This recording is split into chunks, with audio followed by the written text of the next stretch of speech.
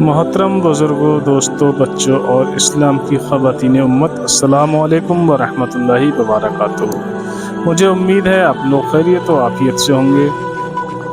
और आज हम तहसीन ज़ीलानी साहब का एक बयान लेकर आए हैं जो मेरठ के मुस्कान और साहिल पर क्या बोले हैं तहसीन ज़ीलानी साहब। चलिए वीडियो देखते हैं। कि हम नेक बने रहें और माँ बाप की दुआएं हासिल करते रहें। अस्सलाम वालेकुम दोस्तों, हजरत मौलाना तहसीन जिलानी साहब के इस पैगाम को पूरी दुनिया में पहुंचा दो।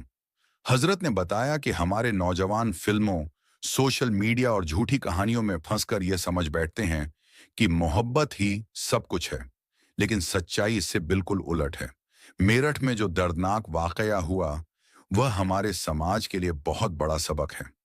एक औरत ने अपने प्रेमी के साथ मिलकर अपने ही पति का बेरहमी से कत्ल कर दिया और उसकी लाश को टुकड़ों में काटकर एक बड़े ड्रम में सीमेंट से भर दिया।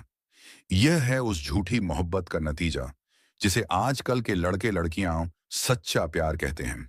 भाइयों, मोहब्बत एक धोखा है, एक छलावा है। सच्चा प्यार वही है जो अल्लाह और उसके रसूल के लिए किया जाए, जो अपने माँ बाप से किया जाए, जो तुम्हारी भलाई के लिए अपनी जिंदगी कुर्बान कर देते हैं।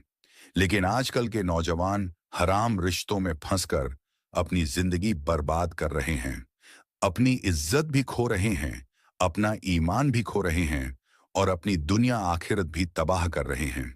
आपने देखा कि कैसे इस औरत ने अपने शौहर को रास्ते से हटा दिया ताकि अपने प्रेमी के साथ जिंदगी गुजार सके, लेकिन उसका अंजाम क्या हुआ? पकड़ी गई, जेल में डाल दी गई। उसकी बेटी ने ही उसकी सच्चाई दुनिया के सामने ला दी। क्या यही मोहब्बत का अंजाम होता है? यही वह प्यार है जिसके पीछे नौजवान अपनी गैरत, अपना भविष्य और अपना सब कुछ बर्बाद कर देते हैं? यह सिर्फ और सिर्फ शैतान का जाल है। नौजवानों, इस फरेब में मत पड़ो। अगर शादी की उम्र हो गई है तो अपने माँ बाप की मर्जी से निकाह करो, हलाल रिश्ता अपनाओ। और अगर अभी वक्त नहीं आया तो सब्र करो और अल्लाह से दुआ करो कि वह तुम्हारे लिए बेहतरीन मुकद्दर लिखे। लेकिन इस हराम मोहब्बत में अपनी जिंदगी को तबाह मत करो। मेरे प्यारे भाइयों और बहनों, दुनिया की मोहब्बत बस एक धोखा है, लेकिन अल्लाह की मोहब्बत हमेशा बाकी रहने वाली है। अगर तुम अल्लाह के हो गए तो अल्लाह तुम्हें वह देगा जो तुम्हारी सोच से भी बढ़कर होगा। इसलिए अपने रास्ते को सही करो, अपने दीन पर चलो और इन हराम रिश्तों में फंसकर अपनी जिंदगी को बर्बाद मत करो। माँ बाप की दुआओं में बहुत असर होता है। हमें चाहिए कि हम नेक बने रहें और माँ बाप की दुआएं हासिल करते रहें। किसी शहर में एक बहुत ज्यादा गरीब लड़का रहता था। उसकी माँ रहती थी। माँ बीमार रहती थी, लेकिन माँ अपने बच्चे को, अपने बेटे को यह समझाती थी कि बेटा कभी झूठ नहीं बोलना और कभी किसी के साथ धोखा मत करना और अल्लाह की रजा पर राजी रहना। बस दुआ और मेहनत जारी रखो। वो अपनी माँ की बात पर अमल करता था। दिन भर मजदूरी करता था, दिन भर काम करता था, शाम को आके माँ की खिदमत किया करता था, माँ की बातों पर अमल किया करता था। एक दिन रास्ते से गुजर रहा था तो क्या देखता है, ईमानदार तो ये बहुत था। रास्ते से गुजर रहा था, इसने देखा कि एक शख्स रास्ते पर जख्मी हालत में पड़ा हुआ है। इसने उसे उठाया। उठाने के बाद उसे हॉस्पिटल ले गया और हॉस्पिटल ले जाने के बाद उसका इलाज करवाया, उसकी दवा करवाई। गरीब था लेकिन दिलदार था। जब वो इंसान ठीक हो गया, वो एक बहुत बड़ा मालदार इंसान था। जब वो ठीक हो गया तो कहा, बेटा तूने तो बहुत ज्यादा अच्छा काम किया, तूने मेरी जान बचाई। हो सकता था मैं मर जाता वहां पड़े पड़े, लेकिन तू उठा के लाया। तू बहुत नेक और बहुत ईमानदार बच्चा है, तो मैं तुझे इनाम देना चाहता हूँ। उसने कहा, नहीं साहब, हम गरीब हैं, सही है, हम इनाम नहीं लेंगे, इसलिए कि हमने आपकी जो मदद की है ना, ये अल्लाह की रजा के लिए की है। तो वो आदमी बहुत मुतासिर हुआ उससे। कहा, तू तो बहुत अच्छी बातें करता है, तो मैं तुझे शहर ले जाना चाहता हूँ, अपनी माँ से इजाजत ले लो। तो उसने माँ से इजाजत ली और कहा, माँ, वो एक शख्स है जिसकी मैंने जान बचाई, जिसका इलाज करवाया, वो मुझे शहर ले जाना चाहता है, कोई काम देगा? उसकी माँ ने इजाजत दे दी कि ठीक है, अगर कोई काम करेगा तो ठीक है, चला जा। उस शख्स के साथ शहर चला गया। उसने एक बहुत अच्छा उसे काम दिलवा दिया। वो काम करता रहा और धीरे धीरे उसने ग्रोथिंग हासिल कर ली। उसका काम ग्रोथ पकड़ने लगा और वो बहुत ज्यादा मालदार होने लगा। بہت زیادہ مالدار ہو گیا.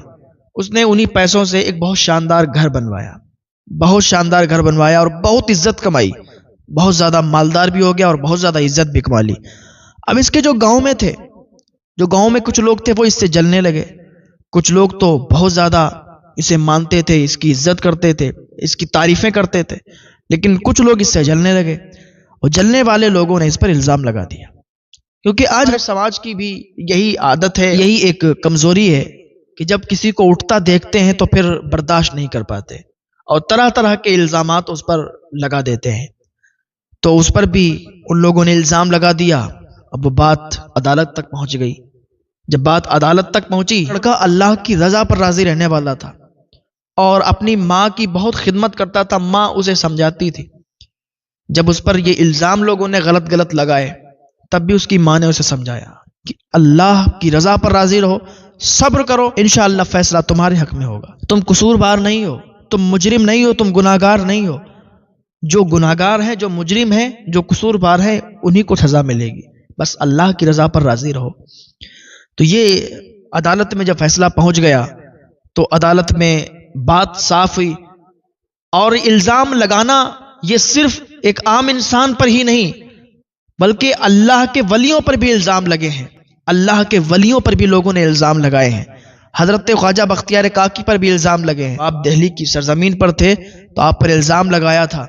کچھ لوگوں نے ایک عورت کو خریدا اور اس کو سمجھایا کہ تمہیں ان پر الزام لگانا ہے اور ان کو بدنام کرنا ہے. تو ان لوگوں نے جب اس عورت کو خریدا اور کچھ گواہوں کو خریدا اور حضرت خواجہ بختیار کاکی پر الزام لگایا کہ انہوں نے اس عورت کے ساتھ زنا کیا ہے اور یہ بچہ بھی انہی کا ہے. تو عدالت لگی تھی, بادشاہ بیٹھا تھا, بادشاہ خواجہ بختیار کاکی کا مرید تھا. بادشاہ بھی افسوس کر رہا تھا کہ کاش یہ دن نہ دیکھنا پڑتا اور میری موت آ جاتی, کیونکہ آج میں اپنے پیر کو ہی کٹکرے میں بلا رہا ہوں, آج میں اپنے پیر ہی سے سوال و جواب کر رہا ہوں. بادشاہ نے اس عورت کو بلایا, ان گواہوں کو بلایا اور کہا بتاؤ کیا بات ہے. حضرت خواجہ بختیار کاکی کا سر جھکا ہوا ہے. اس عورت نے کہا کہ ہاں انہوں نے ہی میرے ساتھ زنا کیا, یہ بچہ انہی کا ہے. کچھ خریدے ہوئے گواہ بھی بلائے گئے تو ان گواہوں نے بھی کہا کہ ہاں واقعی ہم نے دیکھا ہے کہ بختیار کاکی ان کے گھر آتے جاتے ہیں اور ہم نے راتوں میں آتے جاتے دیکھا ہے. جھوٹے گواہ, جھوٹی عورت, سب بادشاہ کے سامنے کہہ دیا گیا. خواجہ بختیار کاکی نے جب یہ سب سنا تو آنکھوں سے آنسو نکلنے لگے اور کہا مجھے تھوڑی سی مہلت دے دو, میں اپنے پیر سے پوچھ لوں گا. میرے پیر آئیں گے اور وہ کچھ نہ کچھ کہیں گے, کچھ نہ کچھ کریں گے, میں اپنے پیر کو بلا لوں گا. تو لوگوں نے کہا کہ کہاں اجمیر شریف ہے, کہاں دہلی ہے, وہ اتنی جلدی کیسے آئیں گے. کہا تم صبر کرو, وہ ضرور آئیں گے. حضرت خواجہ قطب الدین بختیار کاکی نے خط لکھا حضور خواجہ غریب نواز کو. حضور خواجہ غریب نواز کے پاس جب خط گیا, ادھر یہ بھی پریشان تھے کہ خواجہ غریب نواز کو خط ملے گا, کب آئیں گے. لیکن کیا دیکھتے ہیں کہ ادھر مغرب کی نماز بختیار کاکی نے ادا کی ہے, ادھر مغرب کی نماز پڑھ کے سلام پھیرا ہے, تو کیا دیکھتے ہیں خواجہ غریب نواز پچھلی صف میں کھڑے ہوئے ہیں. تو کچھ جان میں جان پڑی. جب نماز پڑھ لی حضرت خواجہ غریب نواز نے تو بختیار کاکی گلے سے مل کے رونے لگے. حضور خواجہ غریب نواز کہتے ہیں روتا کیوں ہے, مت رو, دیکھتے ہیں کس نے الزام لگایا ہے اور کون گواہ ہیں. سارے لوگ ایک جگہ جمع ہوئے, بادشاہ بھی بیٹھا تھا. اس دن حضرت بختیار کاکی بھی موجود تھے اور خواجہ غریب نواز بھی موجود تھے.